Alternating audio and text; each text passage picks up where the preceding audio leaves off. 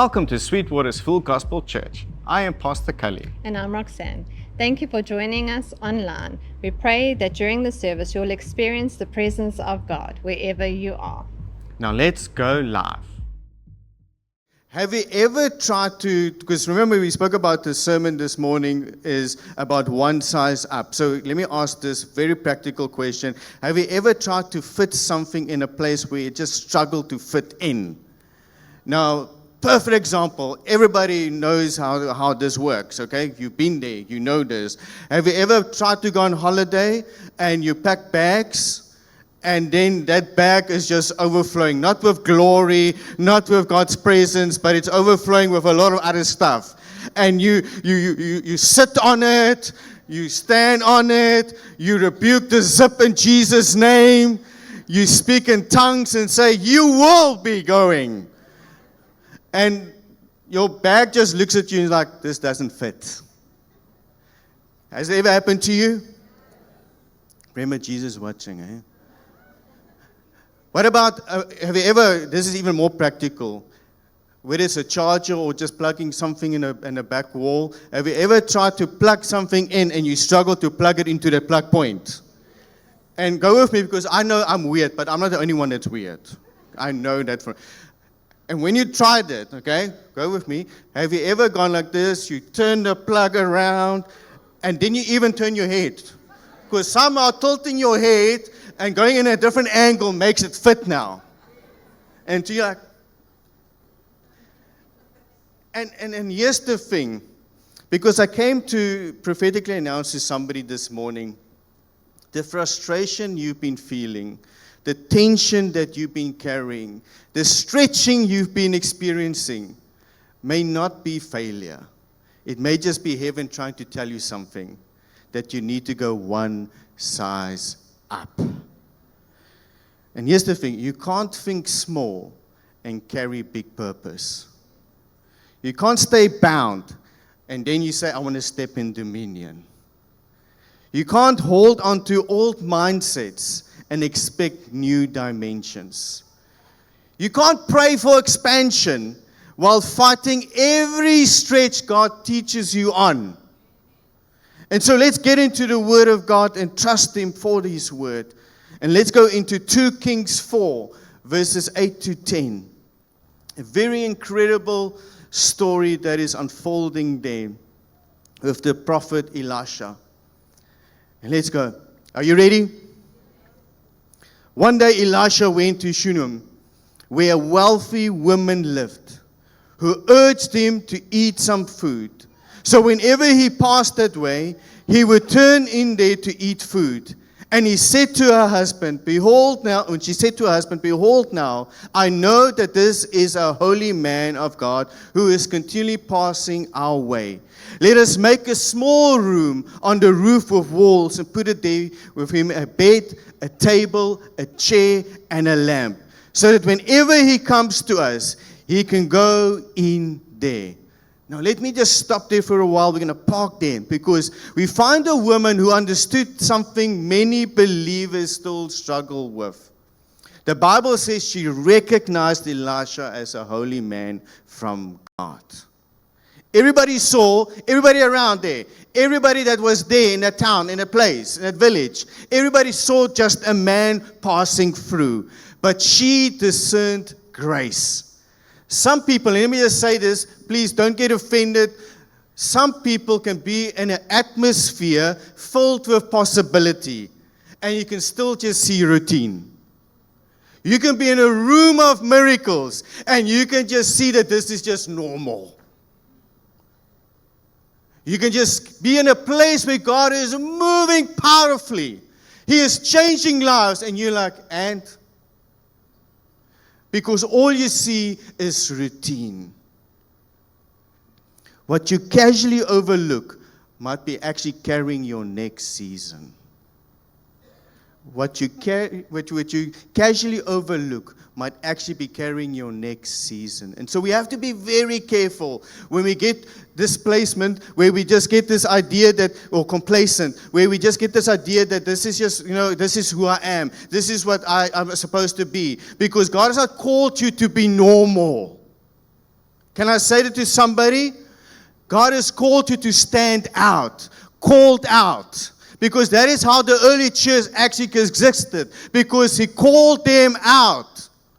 That's what they were actually called. They weren't called, Christians. The original word for them wasn't Christians. The Bible actually called them called out ones. Because they were different than the rest of everybody else. So we cannot just live a routine life, a normal life, and say that I'm a disciple, I'm a believer of God. Because God is calling you out to be different than the society that you live in. People need to know that you are God's children before you have to even tell them that you're God's children.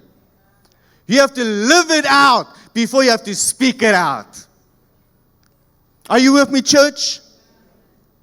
And that's why I believe with all my heart, when we do this 2 services, going back to 2 services, because the crazy idea is that we might have, yes, we will have empty seats, because we might have the idea that we're splitting the church into 2 services, and people will firstly, they were like, but the church is empty, pastor. The church is going down. Can I tell you something? The church is not going down. What we are creating, we're changing your mindset. We're changing the routine because we get complacent with the idea that we see this full church. And can I tell you what is the problem with the idea and understanding with that? Because when we see a full church, then we feel we don't have to go out and evangelize. Then we feel like, okay, the church is full. I don't have to go reach people. Can I tell you, there's still a world out there that needs to be reached. There's still a people out there that needs to hear the gospel. And if it means that we have to have the empty chairs for us to catch a wake up to say, I don't want to sit in this section because it's empty. I'm going to have to make a plan.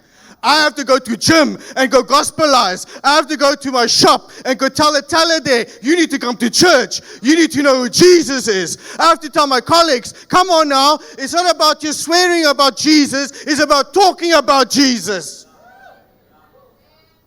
Because we like to use the name of Jesus in vain, but we don't understand the power of Jesus. When all hell breaks loose, then you speak the name of Jesus. So I'm excited, whether there is 10 people here or whether there is 1,000 people here, we will still do church. And I will still go out and find those people. The question is, are you coming with me?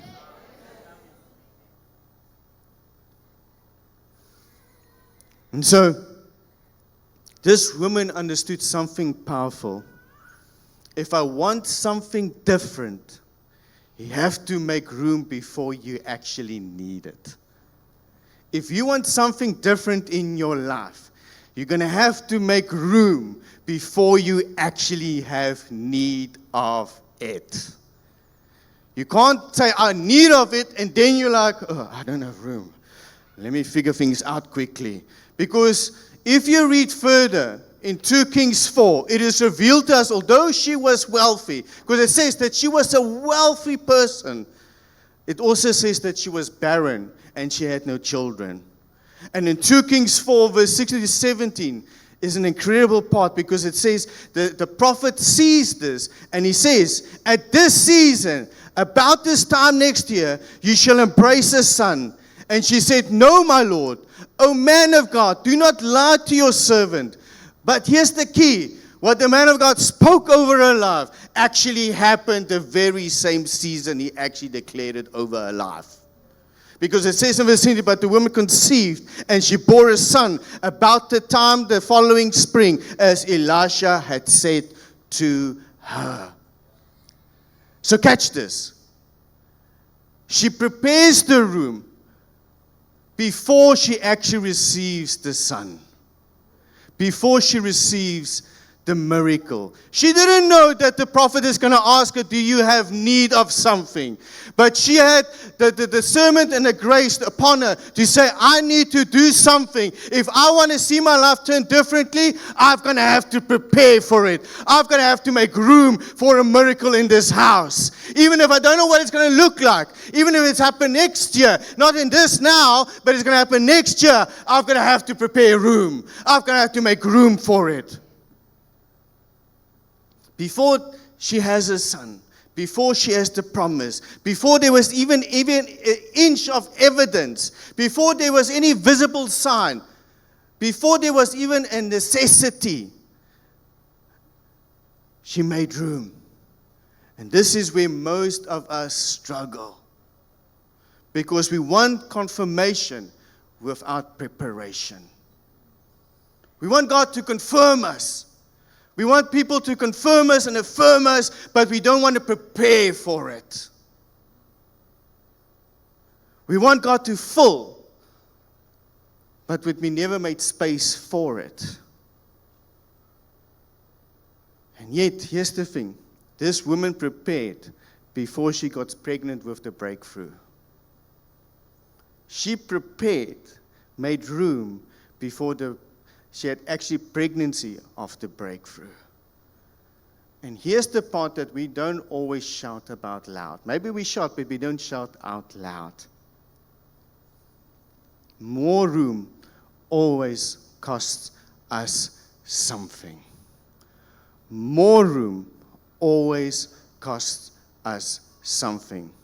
Because everybody wants increase until increase starts asking us to start having rearrangements in our lives. Because you cannot create room for a new season without disrupting the old one. If God is going to enlarge you, something has to move. If God is going to stretch you, something has to change. If God is going to increase you, something has to rearrange. She could not build the room and keep the house exactly the same. Something had to change. And let me just say this. We speak the word of dominion. We speak the word. We love the word of dominion. But dominion is expensive. Dominion is expensive. Now let me just say this. I'm not talking moolah, money, monopoly. Not expensive financially. Expensive in our comfort. Expensive in our convenience. Isaiah 54 verse 2 says, and I want you to catch this. Enlarge the place of your tent, and let the curtains of your habitations be stretched out. That means you have to have a stretching. Do not hold back. Lengthen your cords and strengthen your stakes.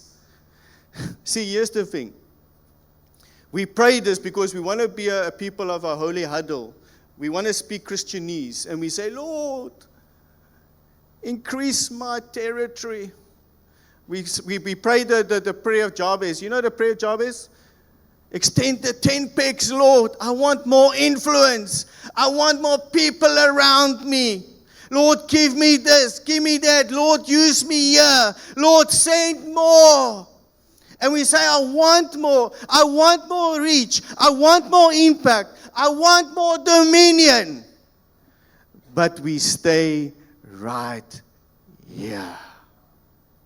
We stay right here.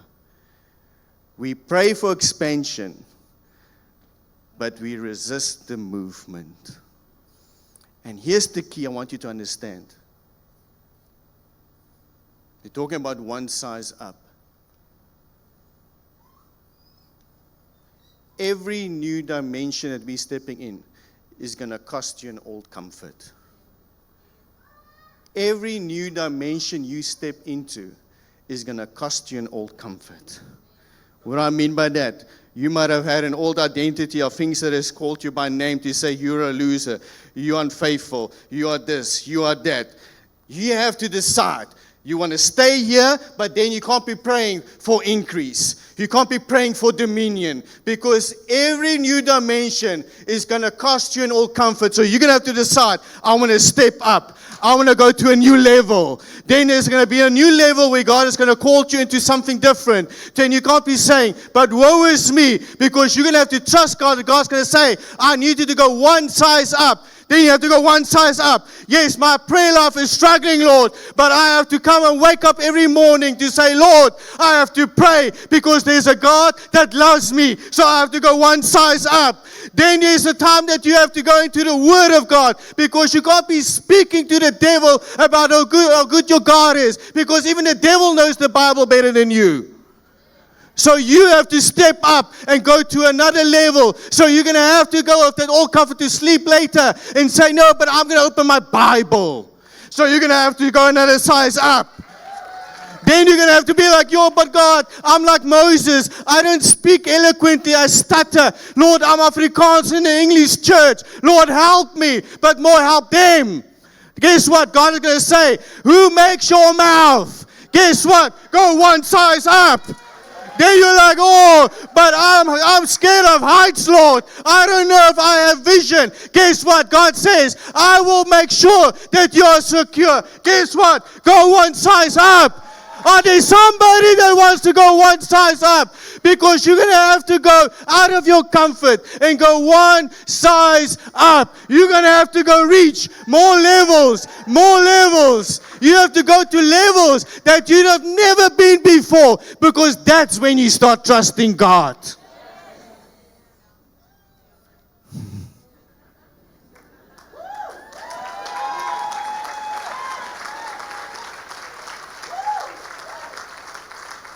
And I'm here to tell you right now, you know what is the crazy thing?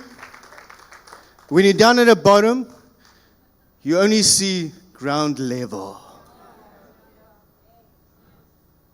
We're talking about enlarging the territory, Lord. But I want to be on ground level. And God is going to stretch you. He's going to say, you're going to go on to heights. Because when you're on these heights, then you see vision. Then you see love. Then you see community. Then you see souls to be saved. Then you say, okay, now, Lord, how much higher can I go, Lord? Use me, because this is too small, Lord. I'm going to go higher for you. Are you with me, church?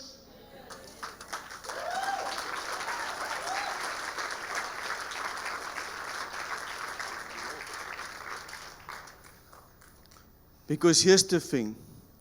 Don't go away, don't go away. I'm going to challenge somebody here quickly. Come here, Dylan, come.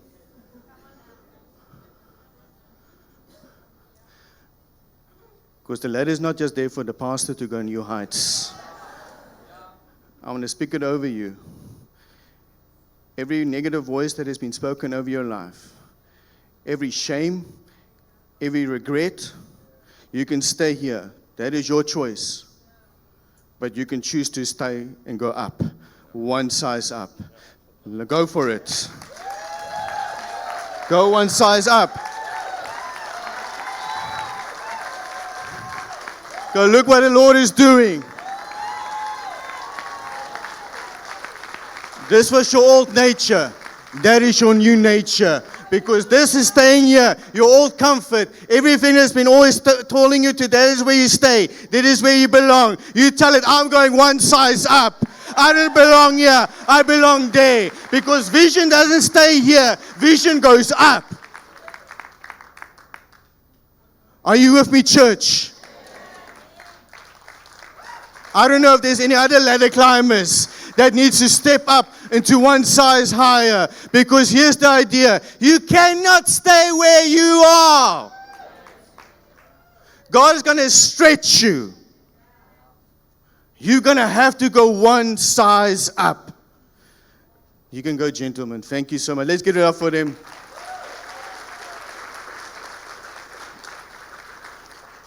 Because you're going to have to, if you stay here, you're going to still have your old thinking, your old mindset, old way of thinking, old way of doing things, your old nature. But every time you step up, you move further and further away from your old nature, your old thinking, your old habits, and you're going to a new place, new heights. But here's the thing. This woman, as we say, had a son, a miracle, a breakthrough. But then we get into 2 Kings 4:20, which reads, "And when he had lifted him and brought him to his mother, the child sat on her lap till noon, and then he died.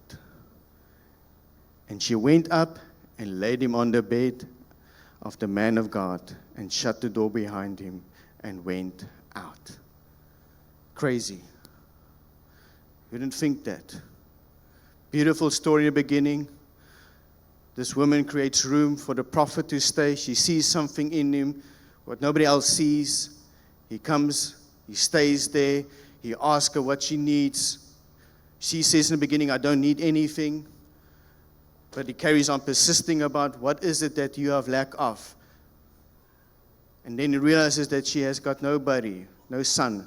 And then he prophesies over her that she will have a miracle the very next year, a son. But then we get into verse 20 where we then read this line, "Then he died."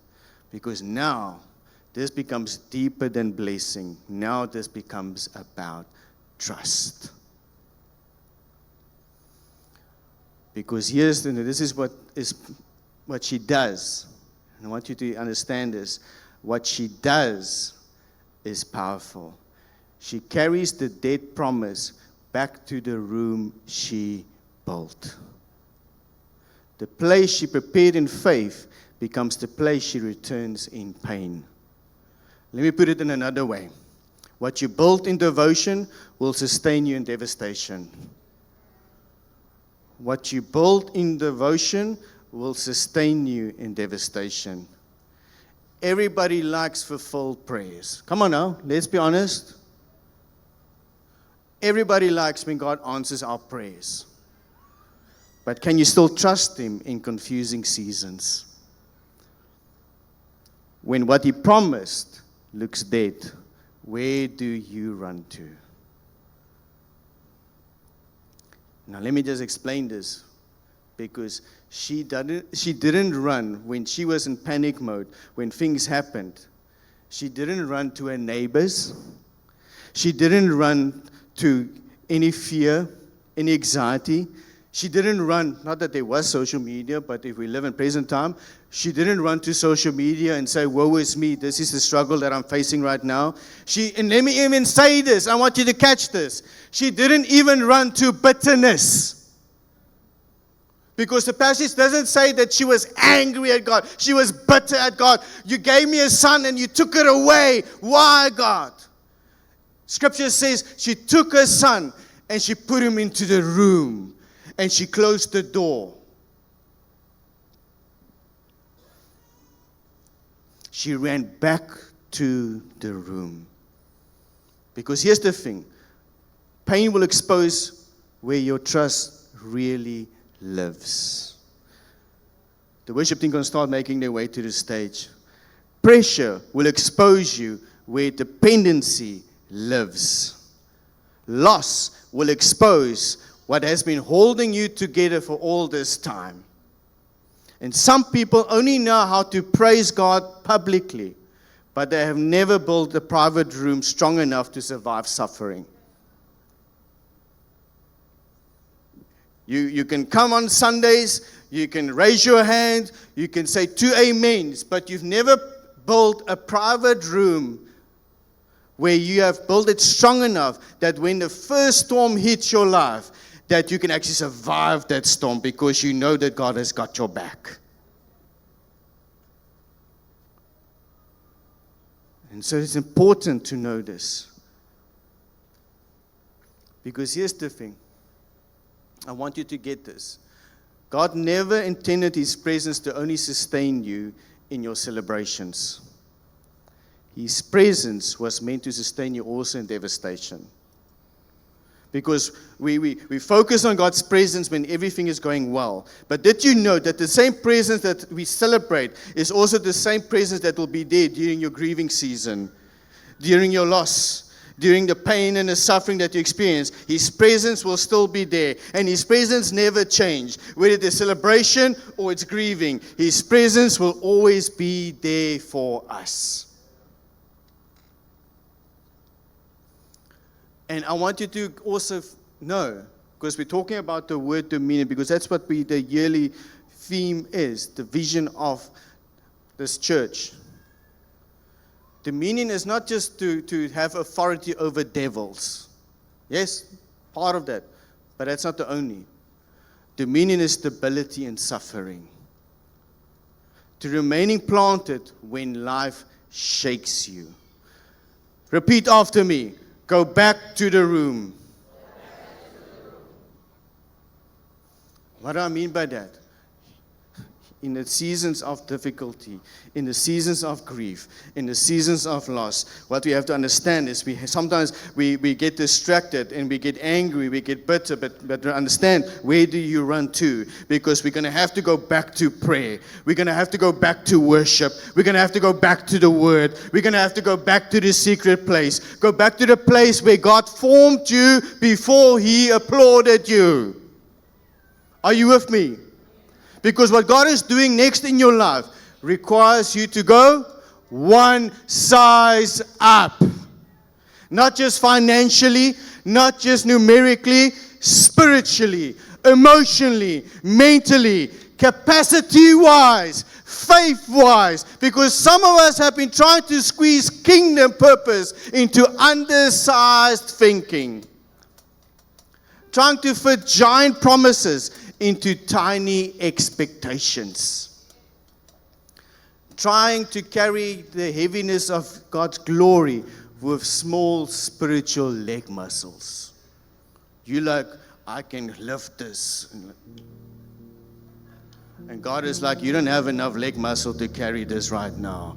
You have to go one size up. Because heaven is urging us to go one size up. And I know, let me just turn here. I know for some of you, this has been a hard season. You've carried disappointment quietly. You've smiled publicly, but grieved privately. You've questioned things that you've never ever thought you would question in your life. And maybe this morning, you came into this room tired, wondering if there's still even an inch of strength in your life. If that is you, can I speak to you specifically this morning? After the boy dies, the boy is dead. This woman could have resented the room. She could have looked at the room and said, I never ever want to go into that room ever again. Because there was promise there was hope there. No, it's just loss. That's just, grief. All she can always focus on is what that room looks to her right now. As loss, as grief, as disappointment. But here's the thing. The scripture says she closed the door. Catch this. She closed the door. She didn't lock it. She closed the door behind her.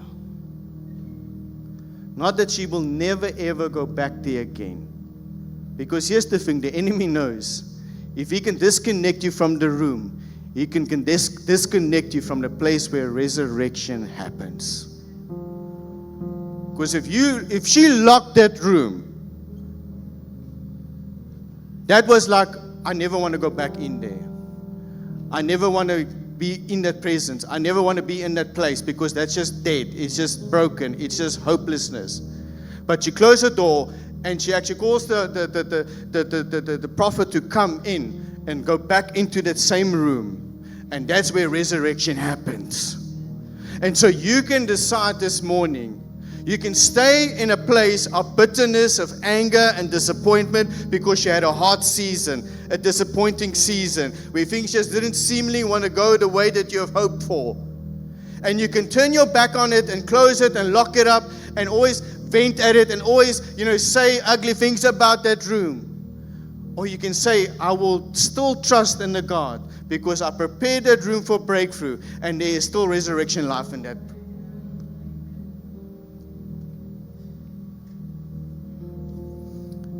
Maybe that's where God has brought you throughout this conference.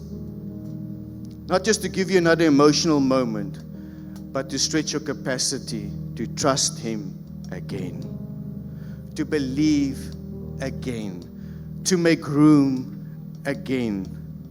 Because the version of what you are right now as you entered into this conference cannot be the version that you leave here with. Your faith has to go one size up. Your expectations has to go one size up. Your prayer life has to go one size up. Your thinking has to go one size up. Can I say it to you, church? Your dominion has to go one size up. So if you know that God has been stretching you, if you know there's another level calling your name, if you know you cannot stay emotionally, spiritually, mentally where you've been, stand all across this room right now. If you believe that God has called you for another level, to go to another size up, stand. Stand if you're ready to trust again. Stand if you're ready to build again. Stand if you're ready to pray again. Stand if you're ready to make room again. Stand if you're ready to go one size up. Because I believe that there are people here, God is intentionally calling you, that you cannot stay where you are. You have to go one size up. And yes, it was a difficult season already for you. But remember the ladder. You cannot stay there. You're going to have to go one size up. So I don't know who I'm talking to here this morning. But you have an opportunity. You have a decision this morning to trust God that He has got your back. Dylan, just quickly. When you went up the ladder, you trusted the people that held the ladder for you, right? Just in case you didn't see it, he's shaking his head, yes. When I went on the ladder, I trusted the guys that was holding that ladder, that they won't shake it. I won't fall. And maybe for some of us, we have to understand that, yes, this was just mere mortals that was holding that ladder. But in our spiritual life, in our life right now, climbing the ladder of life, it's God holding the ladder for you. I can tell you, He have never let anybody fall on the ladder that He is holding.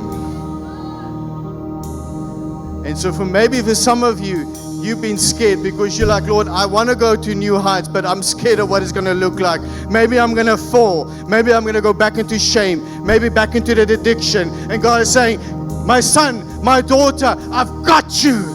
You only have to step up. I've got the ladder. I'm holding the ladder. And even if you dare just shake, I've got stability there to hold it together. You don't have to fear what it looks like here.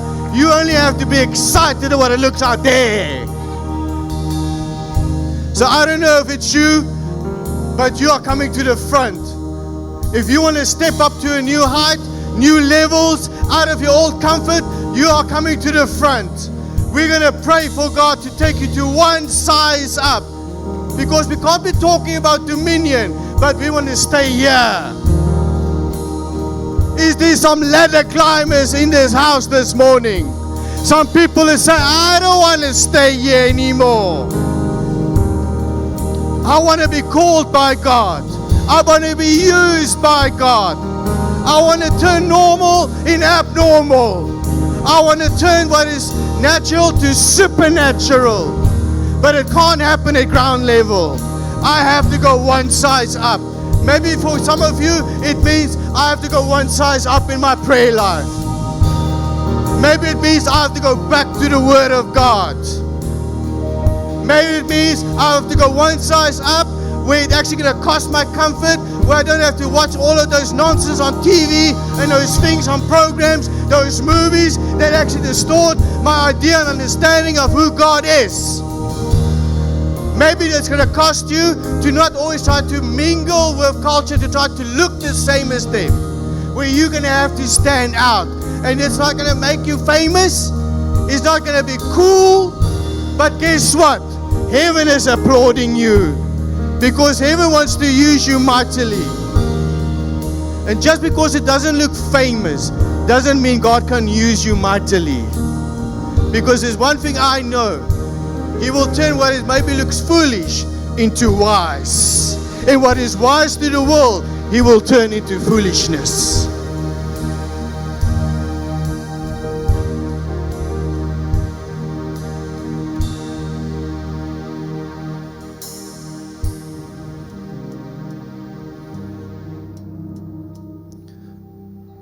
So right now in this room,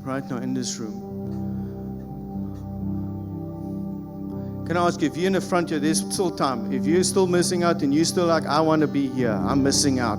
Don't have FOMO, fear of missing out. This is a moment where you make a declaration. I want to step up. I want to go one size up.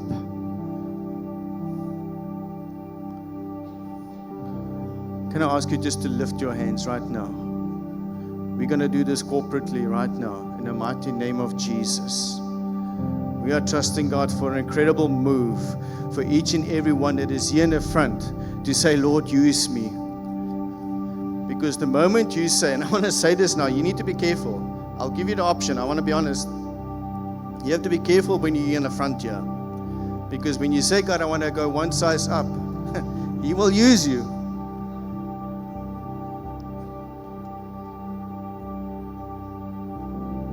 So if that is you right now, you stay here. But if you want to ooh, I don't know, start speaking to God and make sure that you want to be here.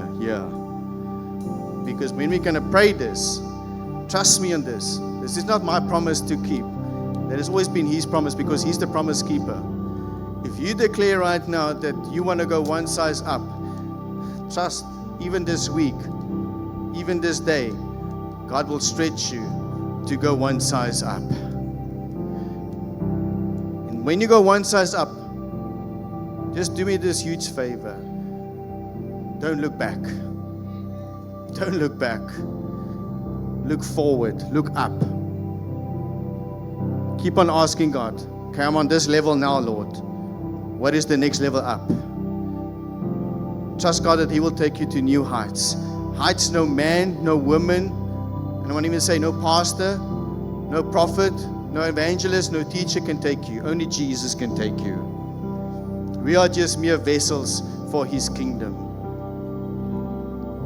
And so with every hand raised right now,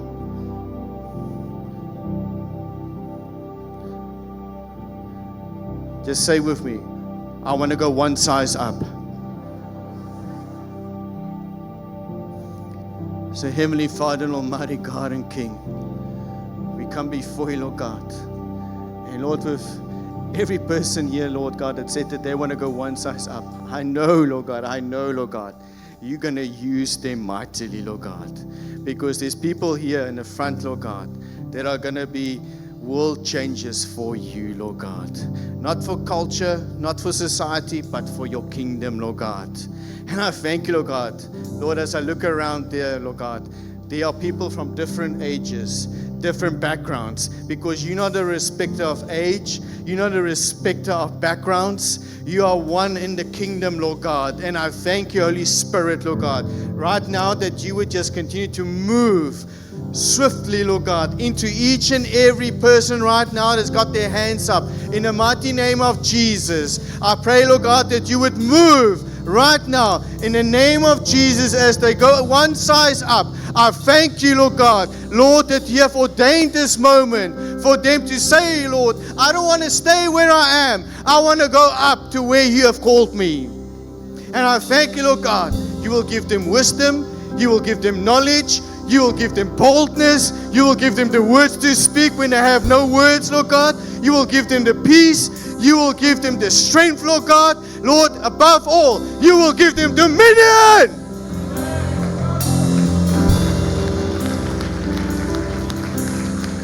And So right now, in the mighty name of Jesus, from the crown of their heads to the very soles of their feet, Lord God, that you would touch them, stretch them, impact them, in Jesus' mighty and powerful name.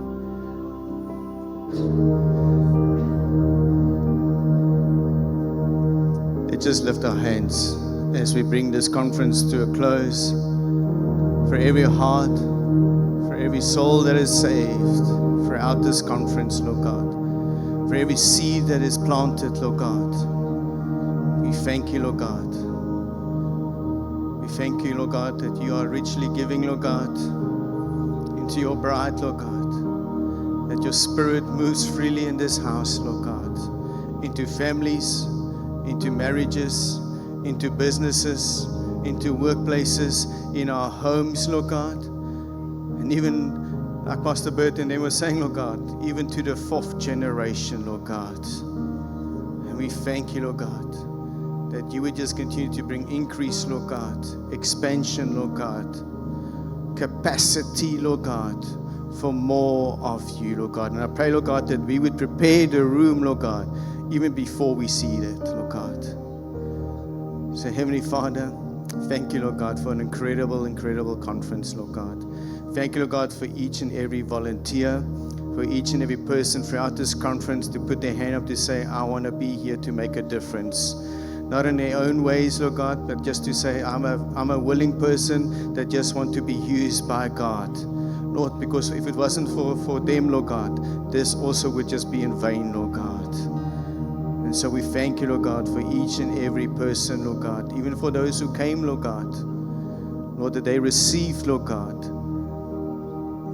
whether it was just for one person, if it was just for one person this whole weekend, Lord, we are blessed and richly blessed, Lord God. So we give you all glory and honor for all you do and continue to do. In Jesus' mighty and powerful name. Amen and amen.